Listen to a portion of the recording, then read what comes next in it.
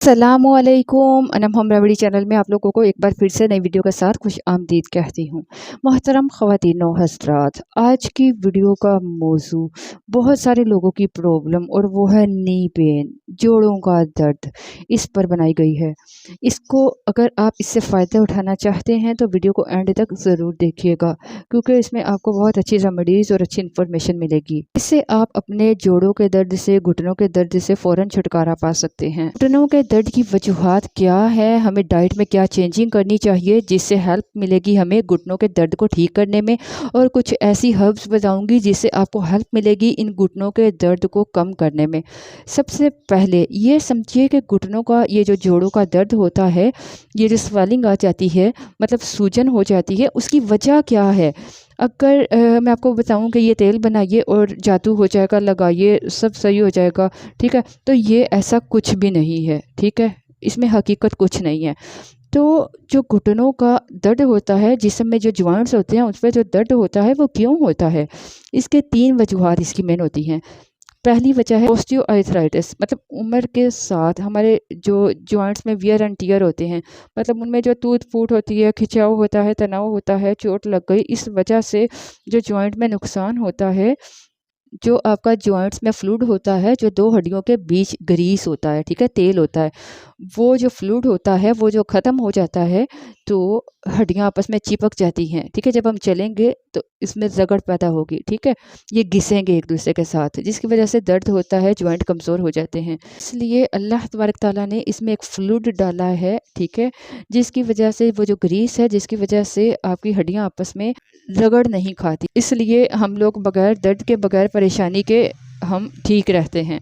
लेकिन वक्त के साथ साथ हमारी खुराक की वजह से ये जो फ्लूइड है वो आहिस्ता आहिस्ता कम होने लगता है, स्वेलिंग आ जाती है, तमाम परेशानियां आ जाती हैं। ये है ओस्टियोआर्थराइटिस, इसकी वजह से दर्द होता है, जैसे बुढ़ापे में लोग कहते हैं। दूसरी वजह है रिमोटॉइड आर्थराइटिस, आर ए भी कहा जाता है। तो ये जो दर्द होता है ये क्यों होता है, अगर आपके जिस्म में बहुत ज़्यादा टॉक्सिन्स हैं, जहरीले मादे हैं बहुत ज़्यादा, इसकी वजह से आपके पेट में प्रॉब्लम हो जाती, गैस की प्रॉब्लम हो जाती है, तो इस वजह से ये प्रॉब्लम हो जाती है। अगर आपका जो इम्यून सिस्टम है, आपकी इम्यूनिटी है, उसमें कोई प्रॉब्लम हो जाती है तो ये आपके जोड़ों को ख़राब कर देती है। ठीक है, ये जो इम्यून सिस्टम वीक हो जाता है ये जोड़ों पे हमला करता है, जिसकी वजह से जोड़ सूज जाते हैं, स्वेलिंग हो जाती है, वहाँ गर्मी हो जाती है, चलने फिरने में तकलीफ़ होती है, पूरे जिस्म में दर्द होने लगता है और इंसान पड़ा रहता है। ये है र्यूमेटॉइड आर्थराइटिस। तो दो हो गई ये, इसके टेस्ट कराए जाते हैं, ठीक है, सी रिएक्टिव प्रोटीन देखा जाता है, आर एस फैक्टर टेस्ट किया जाता है, ये सब आपके ब्लड एनालिसिस होते हैं, खून की जांच होती है जो आपको डॉक्टर लिखकर देते हैं। ये आप करवाएंगे तो इससे आपको क्लियर हो जाएगा कि आपको ओस्टियोआर्थराइटिस है या रूमेटॉइड आर्थराइटिस है। वैसे तो सिम्टम से ही अंदाज़ा हो जाता है। तीसरी चीज़ होती है गाउट, यानी कि गठिया। ये होता है जब आपके जिस्म में यूरिक एसिड ज़्यादा हो जाता है। ठीक है, ये मैक्सिमम देखा जाता है कि जो गोश्त ज़्यादा खाते हैं, गोश्तखोर होते हैं, उनमें इस प्रॉब्लम के चांसेस ज़्यादा होते हैं, या जो बहुत ज़्यादा प्रोटीन का इस्तेमाल कर रहे होते हैं, ठीक है, चाहे वो दालें हों, चाहे वो गोश्त हो, तो उसका बहुत ज़्यादा अगर इस्तेमाल किया जाए और लाइफस्टाइल जो ख़राब हो चुका होता है, तो उन लोगों में चांसेस होते हैं ये गाउट मतलब गठिया होने के। ठीक है, तो गठिया में होता क्या है, इसमें आपकी जो छोटी छोटी गांठें बनने लगती हैं जॉइंट्स में, ठीक है, उंगलियों में छोटी छोटी सी गांठें सी बन जाती हैं, पाँव के जो अंगूठा है वहाँ आपको ये तकलीफ़ शुरू होती है, ठीक है, गांठें सी बन जाती हैं। ये है तीसरी चीज़। पहले आपको ये जानना है कि जो दर्द हो रहा है वो हो क्यों रहा है। गाउट का जो टेस्ट होता है वो यूरिक एसिड का टेस्ट करवाया जाता है, उससे क्लियर हो जाता है कि गाउट है या क्या परेशानी है। अब यकीनन आप समझ चुके होंगे कि ये तीन वजूहात की वजह से जिस्म में दर्द होता है। अब बात करते हैं कि ट्रीटमेंट की, ठीक है, इनका तीनों का अलग अलग ट्रीटमेंट होता है। सबके लिए जो हेल्पफुल होता है एक जनरल ट्रीटमेंट। इसमें सबसे पहले आपको फॉलो ये करना है कि आपको बादी चीज़ों का इस्तेमाल नहीं करना, ठीक है, कच्ची सब्जियों का इस्तेमाल मत कीजिए, उबला हुआ लीजिए, पकी हुई चीज़ लीजिए। अगर डाइट की बात की जाए तो ये तीनों में डिफरेंट होती है डाइट, ठीक है, इन तीनों में पेशेंट के हिसाब से डाइट बताई जाती है, ठीक है। तो दुनिया में ऐसा कहीं नहीं है कि एक डाइट सबको ठीक कर देती है। लोग कहते हैं कि ये डाइट कर लो इससे अच्छा हो जाएगा, ये डाइट कर लो तो इससे अच्छा हो जाएगा, ऐसा नहीं होता। हर किसी की बॉडी कंडीशन के मुताबिक डाइट प्लान दिया जाता है, ठीक है? हर किसी की जो प्रॉब्लम होती है उसके अकॉर्डिंग जो जिसको सूट करता है वो उसको बताया जाता है, उसको डाइट प्लान दिया जाता है, ठीक है? आपको अपनी जिस्म के अकॉर्डिंग हार्मोन्स के इम्बैलेंस के अकॉर्डिंग डाइट को सजेस्ट किया जाता है। बहुत सारे लोग सिर्फ़ जो कच्ची फल सब्जियाँ खाते हैं तो उससे परेशानी और बढ़ जाती है, लेकिन वही लोग जो कुछ लोग हैं वही कच्ची सब्जियाँ खाते हैं तो वो ठीक हो जाते हैं। हर चीज़ हर किसी के लिए मुख्तलिफ होती है, एक सिंपल डाइट नहीं होती जो सबको हेल्प करती है।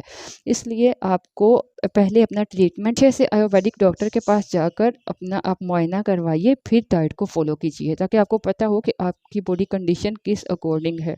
तो डाइट को फॉलो करते हुए आपकी 50% परेशानी कम हो जाती है। अब बात करते हैं कुछ ऐसी हर्ब्स की, आयुर्वेदिक मेडिसिन्स की जो इन तीनों में हेल्प कर सकती है। सबसे पहली मेडिसिन जो आपको हेल्प करेगी वो है विटामिन D3। आपके जो विटामिन D3 के जो सप्लीमेंट होते हैं 60,000 इंटरनेशनल यूनिट वाले, ठीक है? वो अगर हफ्ते में आप एक टैबलेट ले लेते हो सुबह खाने के बाद या आप खाने के दौरान, लेकिन खाली पेट इसको नहीं लेना, चाय के साथ इसको नहीं लेना। खाना जब आपने खाया उसके बाद आपको आपको इसे इस्तेमाल करना है, या सुबह लें या दिन में लीजिए।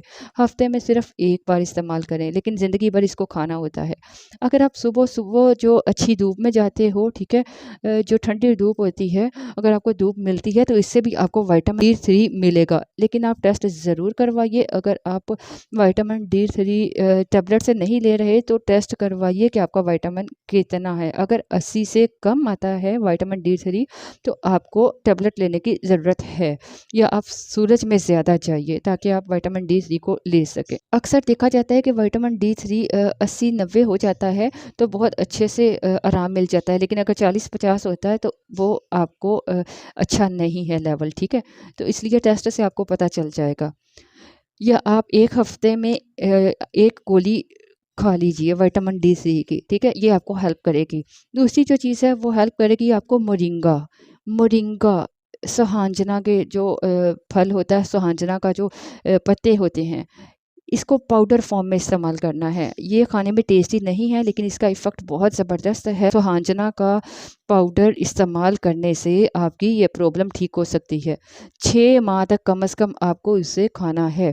4 से 5 दिन में आपको इसका असर नज़र आने लगेगा।